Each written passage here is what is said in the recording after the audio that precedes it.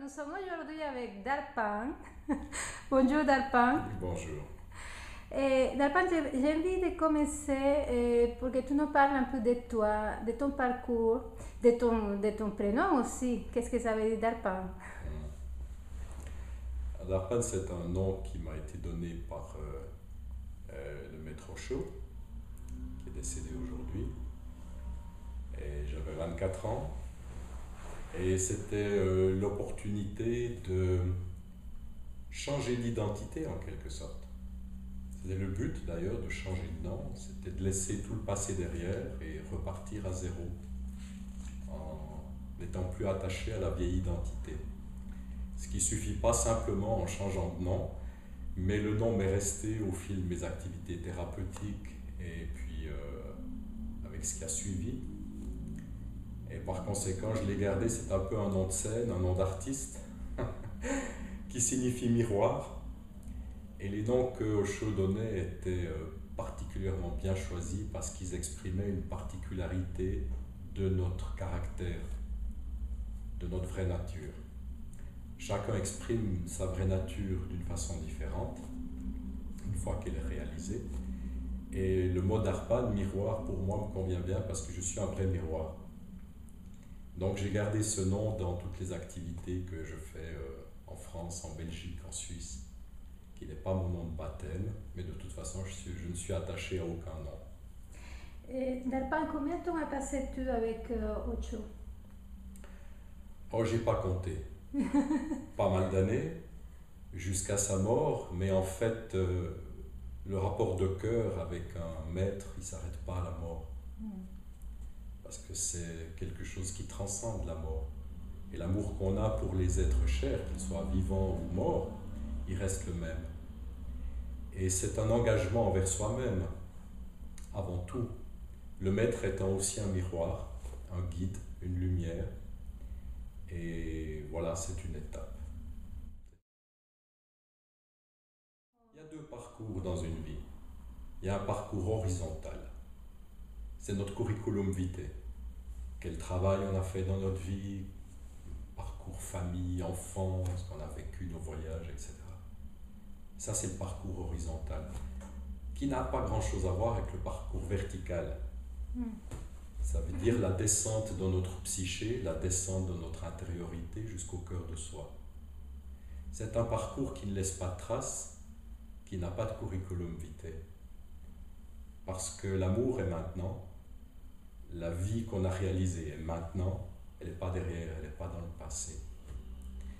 Donc la progression jusqu'à, entre guillemets, son maître intérieur, parce que je me méfie des mots, surtout dans le domaine spirituel. Ils sont tellement chargés d'interprétation qu'on peut parler une heure juste pour définir les mots qu'on utilise. Je ne sais pas s'il y a un maître à l'intérieur. Pour moi, le maître, il est partout, c'est la vie, c'est la conscience, qui nous enseigne à travers des sensations, des perceptions, à travers des événements extérieurs. Ce maître est partout. Les épreuves que l'on a dans notre quotidien, dans notre existence, ce sont aussi nos maîtres à quelque part, puisqu'ils ont un but, celui de nous rendre plus conscients, pas plus conscients de ce qui nous entoure, mais plus conscients de ce qu'on est réellement. Donc toute cette existence, toutes ces formes, toutes ces couleurs, tous ces événements, toutes ces personnes, constitue un contraste formidable pour nous permettre de prendre conscience de ce qu'on est. De la même façon, le silence absolu n'existe pas. C'est parce qu'il y a du bruit que l'on peut apprécier le silence, que l'on peut reconnaître le silence. Si on vivait tout le temps dans le silence absolu, on ne saurait pas ce que c'est le silence. Donc le contraste entre le bruit et le silence nous permet d'apprécier, de reconnaître la qualité et la valeur du silence. De la même façon, l'existence et le bruit, avec les formes, avec les personnes, les événements, et ça constitue un contraste formidable pour nous permettre de prendre conscience de ce qui est réel, de ce qui est vrai, de ce qui est durable, Alors que tout ce qui est dans l'existence est relativement vrai, on parle d'illusion, n'est pas durable, tout périt et meurt. Donc cette formidable illusion en panavision biologique, qu'on appelle l'existence, qui est perçue à travers les 5 sens, est le contexte, le tableau noir dont on a besoin pour prendre conscience de ce qui est déjà présent, authentique, vrai, durable, éternel. C'est notre vraie nature. Et tant qu'on est attaché au monde, à travers les 5 sens, tant qu'on est attaché à l'existence, on est attaché au bruit et on ne peut pas percevoir le silence. Mais il vient un moment où ce bruit devient fatigant. Il vient un moment où on souffre de vivre dans ce bruit de l'existence, puisque je fais cette analogie, et on a envie de retourner à quelque chose qui est réel, qui est simple, qui est pur, qui est innocent, pour lequel il n'y a pas besoin de fournir aucun effort, dans lequel on peut se détendre puisque c'est ce qu'on est.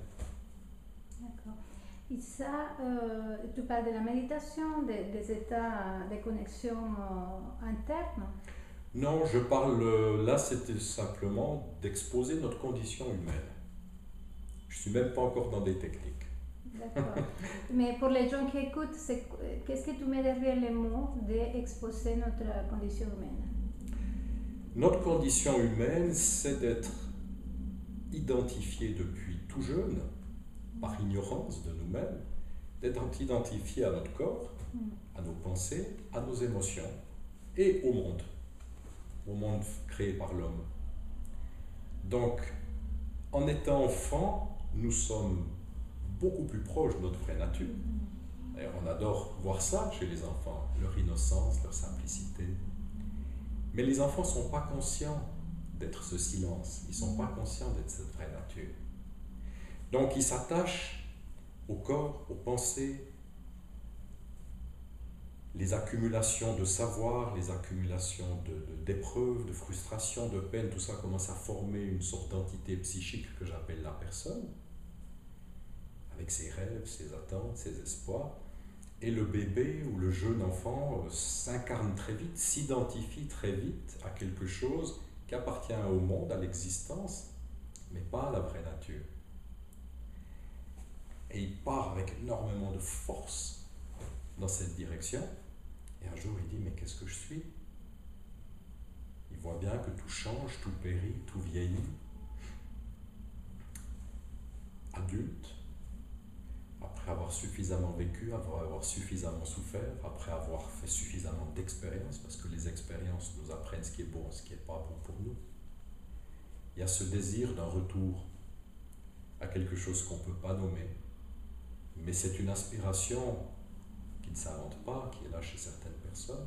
C'est une aspiration profonde, une sorte de peine douce amère, d'un retour à quelque chose qu'on peut appeler la maison, d'un retour à quelque chose de profond, d'essentiel, que l'on pressent, qu'on ne peut pas définir, mais qui nous appelle. Donc une fois qu'on est lassé des techniques, une fois qu'on est lassé de vouloir contrôler sa vie, une fois qu'on est lassé de vouloir acquérir des pouvoirs mentaux, pouvoirs paranormaux, pouvoirs physiques, pouvoirs financiers, pouvoir politique, pouvoir guerrier, une fois qu'on est lassé de vouloir ces pouvoirs, parce qu'on se rend compte que finalement ils nous amènent nulle part, il y a ce désir tout simple de revenir à quelque chose d'essentiel. Et là je ne parle pas de technique, je parle simplement de cette aspiration profonde que certaines personnes ont en eux et qui les emmène dans ce qu'on appelle parfois une quête spirituelle, une investigation de soi, parce que le monde va dans une direction opposée. Et cette aspiration nous ramène à quelque chose qui n'appartient pas au monde. C'est un retour à quelque chose qui se situe hors de l'existence, hors des 5 sens. Ça se passe dans notre intériorité. Et c'est là que le véritable travail commence. C'est là que la véritable investigation commence. Je me sens un peu identifiée par ce que tu dis parce que je pense que cette besoin est déjà présent en moi, mais en même temps, je me rends compte que j'ai une vie, j'ai 3 enfants, j'ai une vie qui m'appelle de tous les côtés et parfois je suis perdue, je ne sais pas quoi faire dans tout ce bruit justement qui est ma vie et j'imagine que ça doit arriver à pas mal de personnes qui nous regardent. Le monde est un aimant qui nous happe. C'est comme quand on passe dans une rue, on regarde les vitrines, il y a plein de choses qui clignotent. Les lumières. Il y a plein de choses qui attirent notre attention, qui nous excitent, voilà, la publicité, les médias, tout est fait pour solliciter notre attention. Le monde est un formidable aimant, plein de promesses, plein de possibilités. Et il faut voir aussi que quand on est jeune, on est sous le joug de nos conditionnements biologiques, sexuels. On est sous le joug de plein de choses en nous qui appartiennent à notre héritage animal, à notre biologie. Les décisions qu'on prend à 20 ans, sous le coup de notre biologie, ne sont pas les décisions qu'on prendrait à 40 ans. Donc, il y a une évolution qui se fait au niveau mental, au niveau physique, et on se trouve pris entre deux feux, entre les feux du monde, d'une vie à réaliser, où on cherche à se développer dans différentes dimensions, professionnelles, artistiques, amoureuses. Et cette aspiration-là qui émerge de nulle part, qui n'a rien à voir avec tout ça. Et c'est pour ça que c'est très difficile de la comprendre.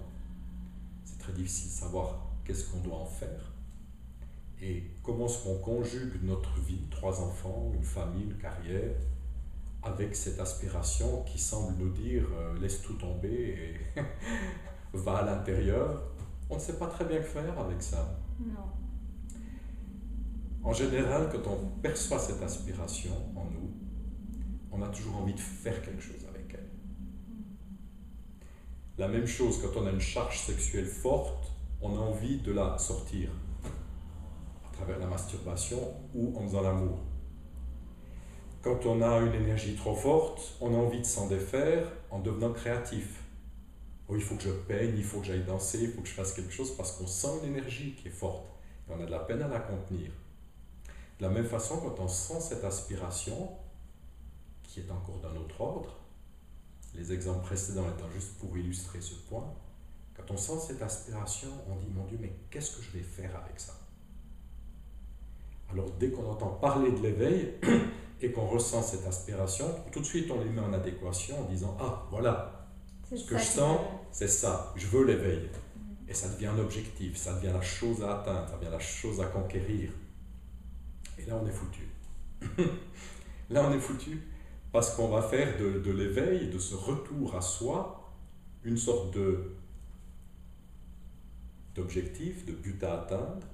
Donc, on entre dans le devenir, ça se passe dans le futur, on pose des conditions et on s'éloigne encore plus finalement de cette aspiration. En cherchant l'éveil, on s'éloigne de cette aspiration. Oui. Déjà parce qu'on ne sait pas ce que c'est l'éveil. Expliquer pourquoi? Déjà parce qu'on ne sait pas ce que c'est l'éveil. Expliquez-nous qu'est-ce que c'est l'éveil. Ce qu'on appelle l'éveil, c'est le retour à notre état naturel. Okay. Ça veut dire que l'éveil est un instant qui nous révèle à nous-mêmes, qui révèle notre vraie nature, qui révèle notre essence. C'est donc une révélation, une prise de conscience. Et il y a une distinction aujourd'hui qui se fait entre ce qu'on appelle un éveil spontané ou ponctuel et un éveil durable et irréversible. Ouais. Moi j'ai un autre vocabulaire, j'appelle ça des percées.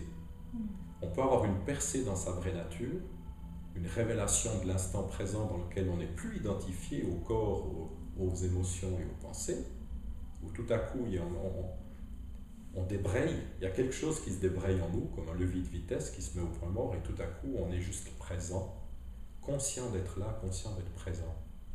Et très vite la couche nuageuse se referme et tous nos résidus obscurcissent cette réalisation. Ça c'est un éveil temporaire que moi j'appelle ça une percée.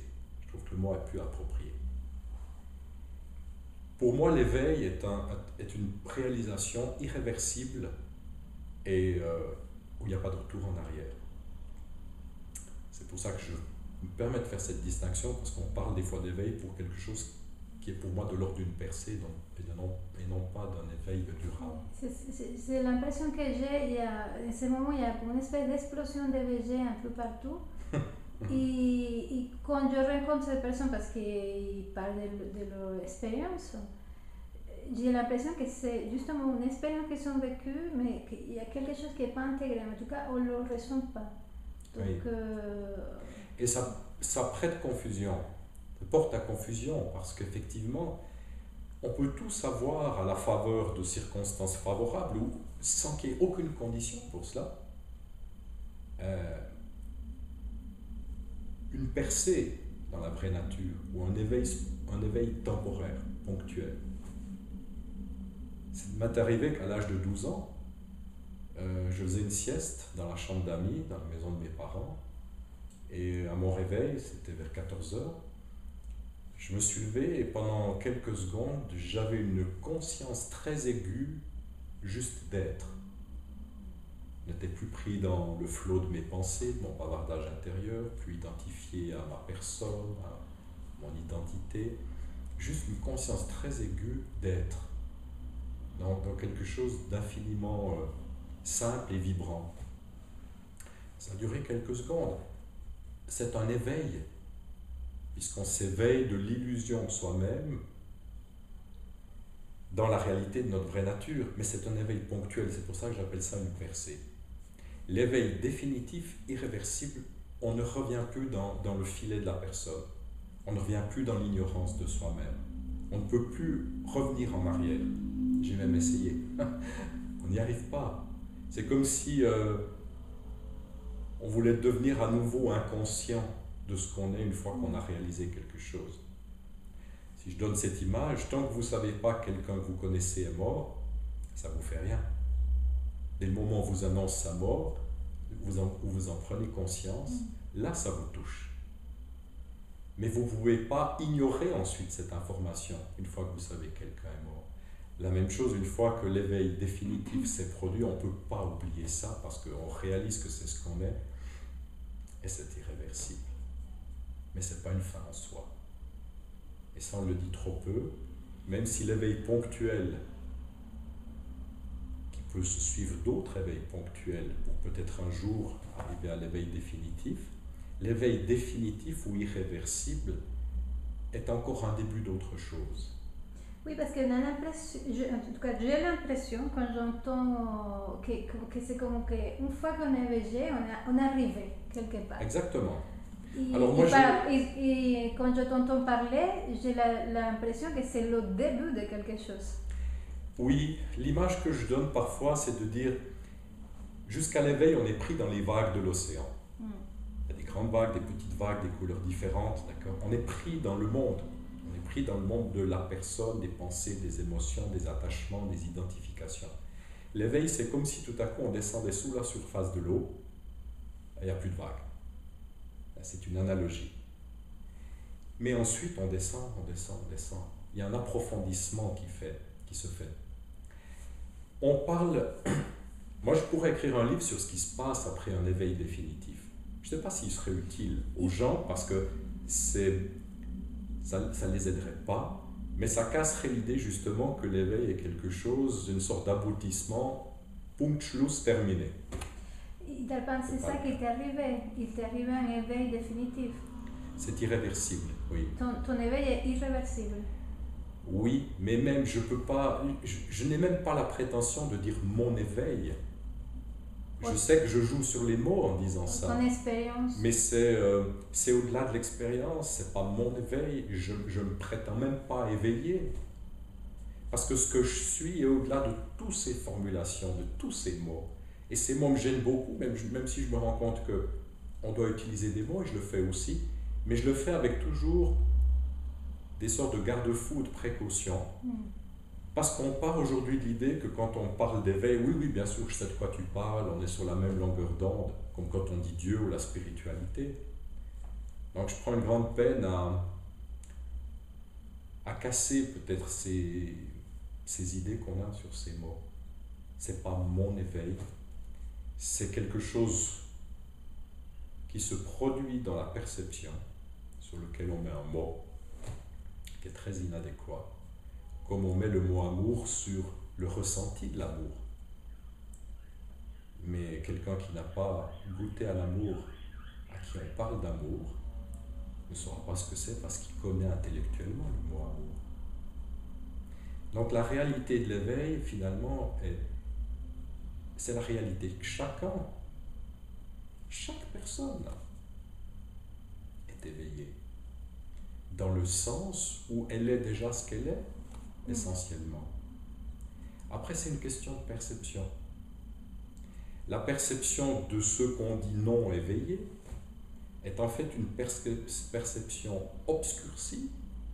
Ils n'arrivent pas à percevoir ce qu'ils sont parce que dans leur champ de perception, il y a des nuages, des identifications, des pensées, des émotions, un certain nombre de choses qui font que leur perception est limitée. Donc ils ne voient pas ce qu'ils sont. Comme si on avait une grande couche de nuages derrière nous ou de brouillard, on ne verrait pas la Seine, on ne verrait pas les maisons, mais ils sont là. Donc la seule différence qu'il y a entre moi et les autres, c'est le fait que ma perception a été épurée et me permet de percevoir quelque chose qui est ce que, en chacun, puisque c'est ce qu'ils sont, mais qui ne perçoivent pas. C'est comme si j'avais des lunettes puis j'avais enlevé mes lunettes. C'est la seule différence. Et ça ne me rend pas supérieur, ça ne me rend pas meilleur, ça ne me rend pas plus avancé, mais c'est un changement de perception qui est profond, spectaculaire, et qui a des implications importantes à tous les niveaux de notre vie. D'accord. Et comment a changé ta vie quotidiennement à partir tu dis que c'est pas une expérience, de cette prise à partir de conscience. De cette prise de conscience, voilà. Ouais. Là encore, c'est très difficile à expliquer. Je vais là aussi illustrer ça à travers une analogie.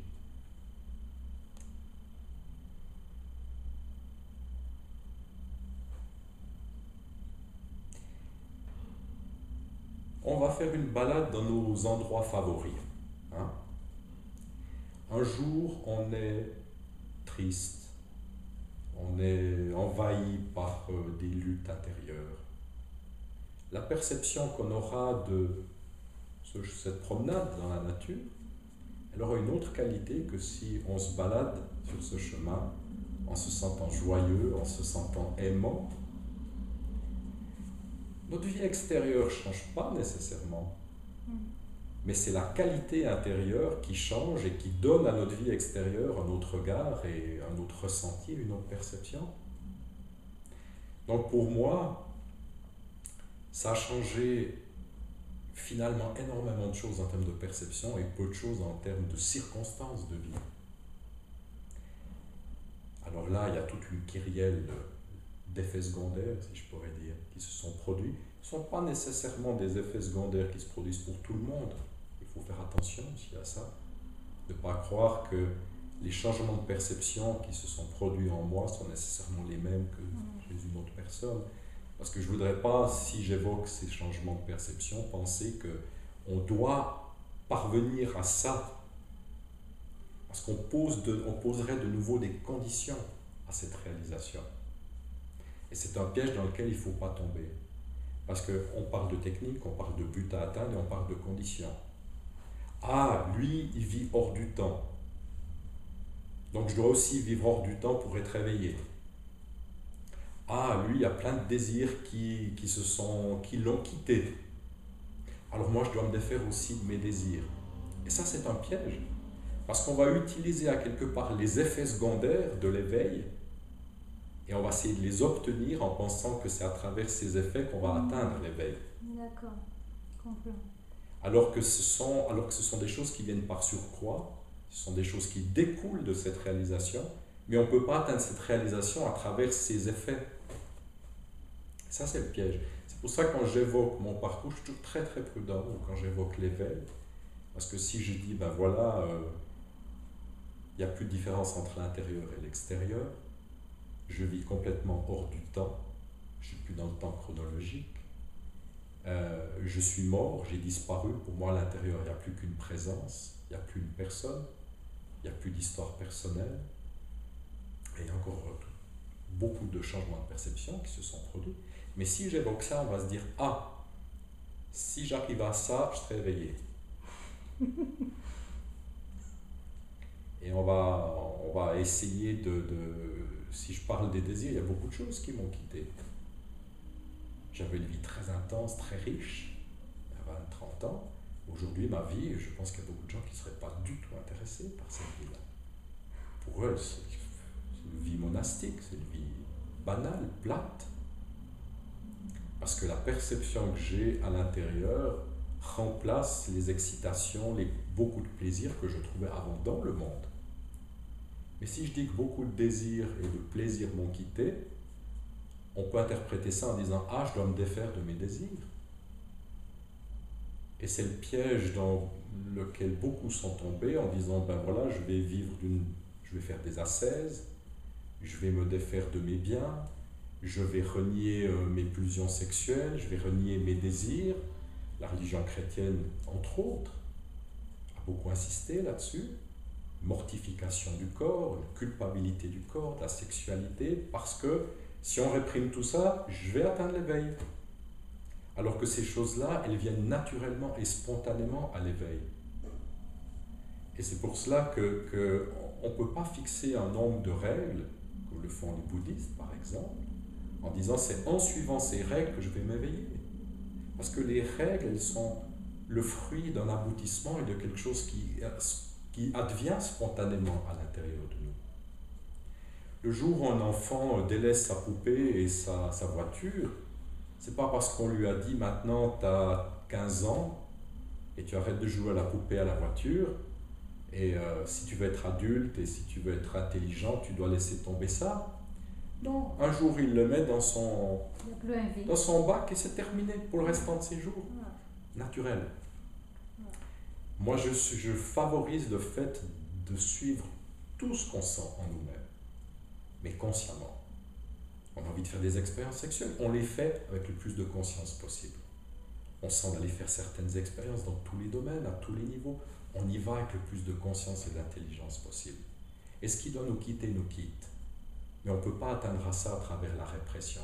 La répression, toutes les religions l'ont imposé, ces répressions. Comme si c'était à travers ces répressions qu'on allait atteindre Dieu. Et on voit ce que ça donne aujourd'hui. Avec les extrémistes, avec des gens qui tuent pour leurs croyances religieuses.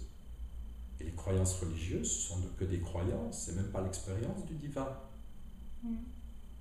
Donc c'est des dérives dans lesquelles le monde tombe de par cette imposition des religions sur l'être humain qui l'ampute de lui-même, qui ne l'épanouisse pas. Galpin, j'ai envie aussi de te poser une question, c'est par rapport aux blessures, au traumatisme qu'une personne a dans sa vie. La plupart des gens ont énormément d'ailleurs. Quoi faire avec tout ça?